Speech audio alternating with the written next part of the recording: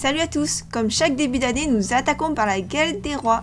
Même si on a mangé trop de chocolat et des bûches à Noël, on ne dit jamais non pour une ou deux bonnes parts de galette. Et surtout quand elle est faite maison.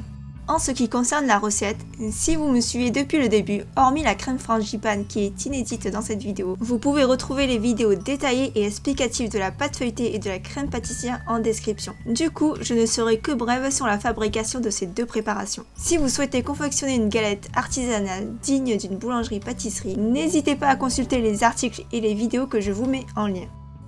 Allez, on est parti ? Pour commencer, je débute par la pâte feuilletée en réalisant la détrempe. Je verse le vinaigre et l'eau à la farine, puis je mélange sans trop malaxer afin de former une pâte.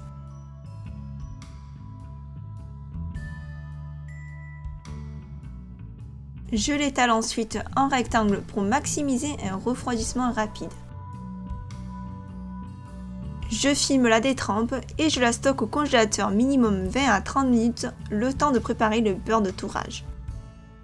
Ici, je travaille mon beurre froid en tapant dessus avec mon rouleau pour le rendre plus malléable. Pour rappel, le beurre de tourrage est un beurre sec contenant minimum 82% de matière grasse. Il fond moins vite qu'un beurre gras, ce qui permet de bien séparer les couches de pâte. Si vous n'avez pas de beurre de tourrage, prenez du beurre AOP d'Isigny ou Charentes-Poitou. Alors une fois le beurre assoupli, je l'ai enveloppé dans un carré de papier et je le répartis uniformément à l'intérieur. Ensuite, je ressors ma détrempe du froid. Je l'allonge sur la longueur pour pouvoir enchâsser le beurre de tourrage. Le beurre et la détrempe doivent avoir la même consistance ou la même température. Moi je gère plus au niveau de la texture.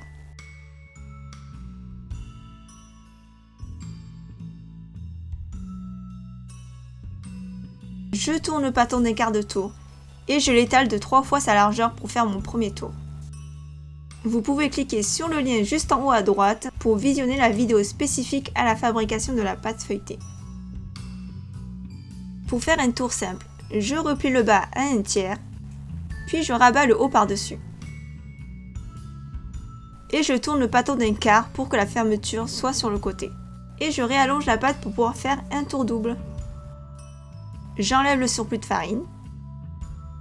Je rabats la partie inférieure pour qu'elle fasse à peu près la largeur de ma main. Je replie le haut afin que les deux bords se rejoignent. Je redonne un petit coup de pinceau pour enlever l'excédent de farine. Et enfin, je replie la pâte en deux.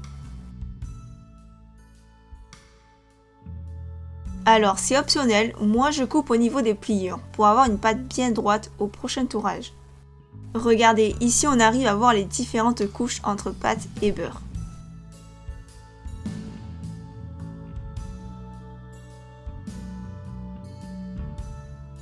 Je filme le pâton de feuilletage et je stocke au frais. Vous pouvez la laisser minimum 1 heure, mais sachez que pour avoir une belle galette, plus la pâte aura du temps de repos au frais et plus la galette sera belle. Pour ma part, j'ai effectué les derniers tours restants que le lendemain. Donc pareil, j'ai fait un tour simple puis un tour double pour avoir un feuilletage final à 5 tours.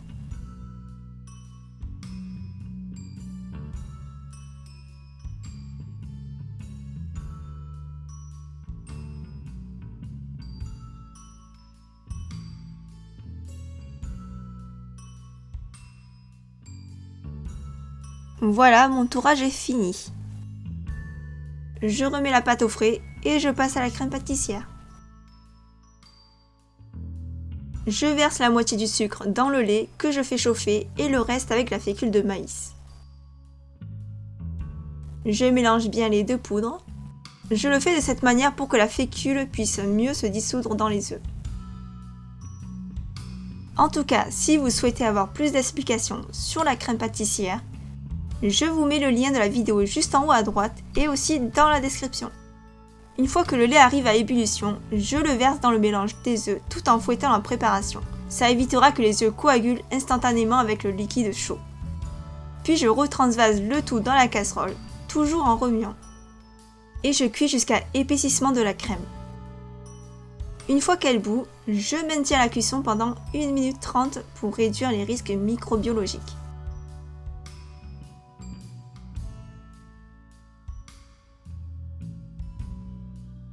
Je débarrasse la crème dans un récipient. Je l'étale rapidement pour optimiser son refroidissement. Puis je filme bien au contact pour éviter que la surface croûte et qu'il y ait des bactéries qui se développent. Je mets un pain de glace pour faire baisser rapidement sa température avant de la stocker au frais. Ensuite, je reprends ma pâte feuilletée. Je l'allonge tout d'abord pour avoir la bonne taille pour mon cercle de 20 cm. Avant de l'étaler sur la largeur pour pouvoir détailler 2 disques. J'ai abaissé la pâte feuilletée sur environ 5 mm. Vous pouvez descendre jusqu'à 3 mm. Plus la pâte sera étalée fin et plus la galette sera fondante. Je découpe maintenant les 2 abesses avec un couteau.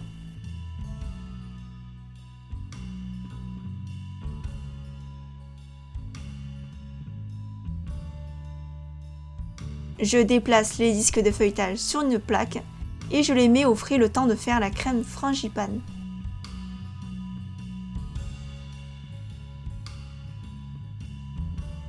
Juste pour info, pour les chutes de pâte feuilletée, ne formez pas une boule de pâte mais essayez de disposer les chutes côte à côte pour garder les feuillets. Vous pouvez ensuite réutiliser cette pâte reconstituée pour faire des feuilletés salés ou une tarte fine par exemple. Allez, on passe à la frangipane. Je vais la faire à la main, mais vous pouvez le faire au batteur. J'ai ici mon beurre qui est pommade. Je le travaille un peu plus pour le ramollir. J'ajoute le sucre et je mélange bien.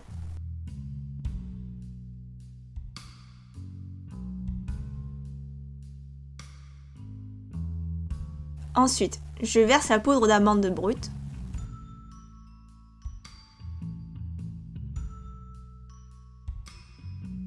Je mets l'œuf et je mixe bien pour détendre la préparation.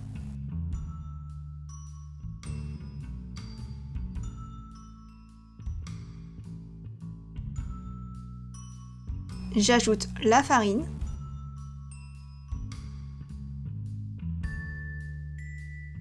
les 60 g de crème pâtissière et je finis par le rhum. Pour la quantité, c'est vraiment au goût de chacun. Voilà, la frangipane est prête. Je vais la mettre en poche.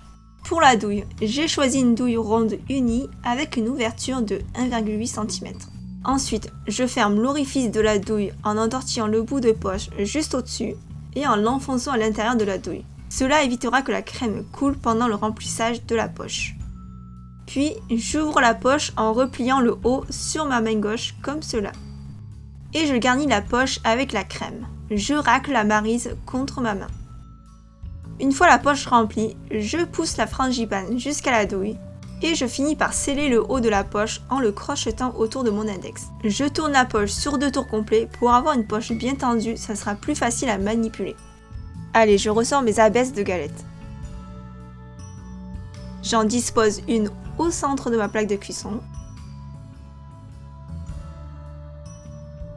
Je dore le tour avec de la dorure, mais vous pouvez aussi mouiller qu'avec de l'eau. Voilà, et puis je poche uniformément la crème frangipane au milieu.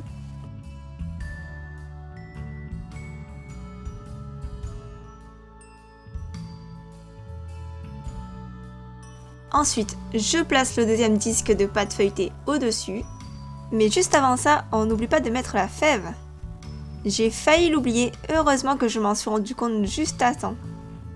Placez-la bien sur les extrémités, vous aurez plus de chances de ne pas tomber dessus à la découpe. Ensuite, je soude bien les bords en appuyant dessus.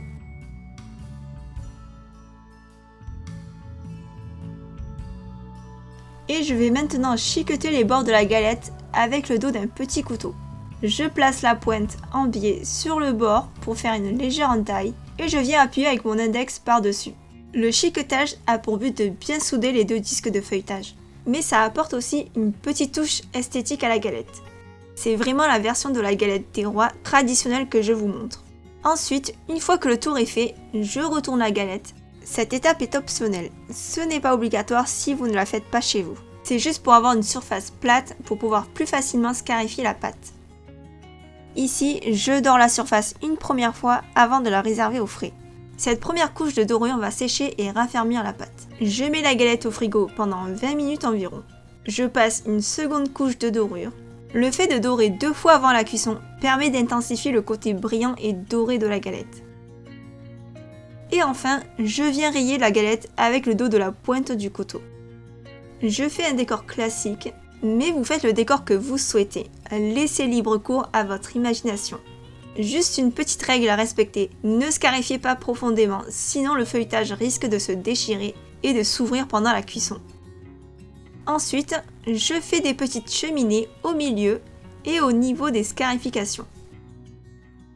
Avant de cuire la galette, laissez-la refroidir au frais au minimum 1 à 2 heures pour éviter que la galette ne se déforme. De mon côté, je l'ai congelée avant de l'enfourner directement dans un four chaud à 175 degrés. Il faut compter environ 45 minutes de cuisson pour la galette. Ça peut prendre moins de temps ou plus de temps selon la puissance de votre four. Pendant la cuisson, j'ai préparé rapidement un sirop de sucre de 30 g d'eau plus 30 g de sucre que j'applique sur la surface de la galette dès sa sortie du four pour la faire briller.